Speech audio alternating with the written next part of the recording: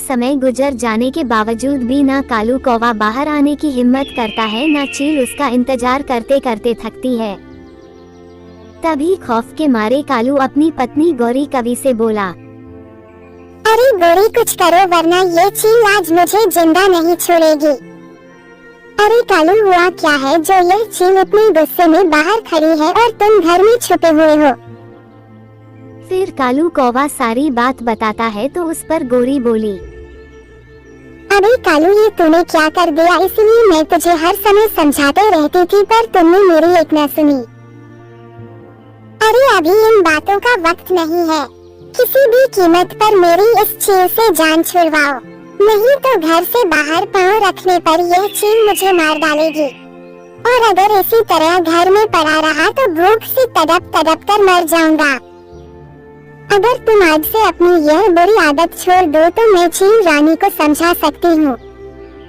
अरे हाँ, मैं वादा करता हूँ, आज के बाद मैं किसी को तंग नहीं करूँगा, किसी से उसका अनाज नहीं छीनूंगा।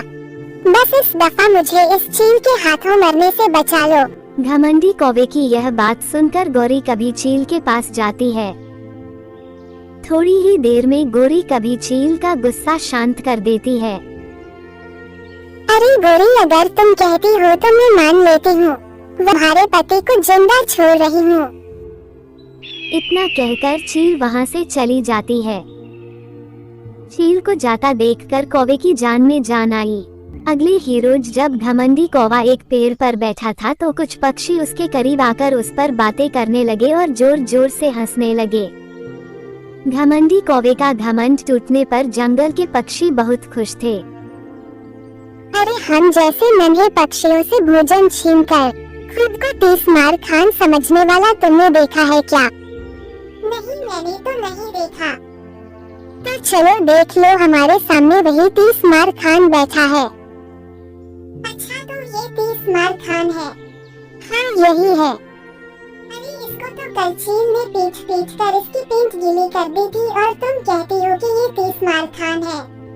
हाँ हाँ हाँ हाँ हाँ हाँ।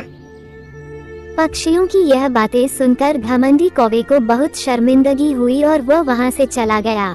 दूर जाने पर घमंडी कौवा एक पेड़ पर बैठ गया। तभी वहाँ पर और पक्षी आ जाते हैं और उसे तंग करने लगते हैं। अरे कालू भैया, क्या हुआ? कहीं हवा टाइट तो नहीं हो गई जो इस तरह आज खामोश खामोश बैठे हो? अरे मुझे तो लगता है चील ने घमंड निकालने के साथ साथ इसकी जबान भी इसके मुंह से निकाल ली है। सोचने लगा, अभी कल तक तो पूरे जंगल में मेरी आतंक थी और सभी पक्षी मुझसे बहुत डरते थे, मगर जब से चील ने मुझे पीटा है तब से कोई पक्षी मुझसे नहीं डरता। मैं चील से अपनी इस बेइज्जती का बदला तो जरूर लूंगा। तभी उसे एक उपाय सूझी। अरे हर रोज इस समय चील अनाज लाने के लिए जाती है, क्यों ना मैं उसकी गैर मौजूदगी में उसके बेटे को मारकर अपना इंतकाम ले लूं। इंतकाम की आग में डूबा कालू चील के घर की ओर चल देता है। जब वह चील के घर पहुंचता है तो चील के बच्चे को अकेला बैठा देखकर वह अंत के बारे में सोचे बिना उस पर चाकू से वार कर देता है और उसे मार देता है।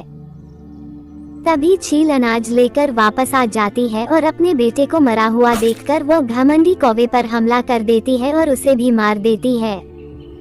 इस तरह अंत के बारे में सोचे बिना मूर्ख कौवा चील के बच्चे सहित अपनी जान गंवा देता है।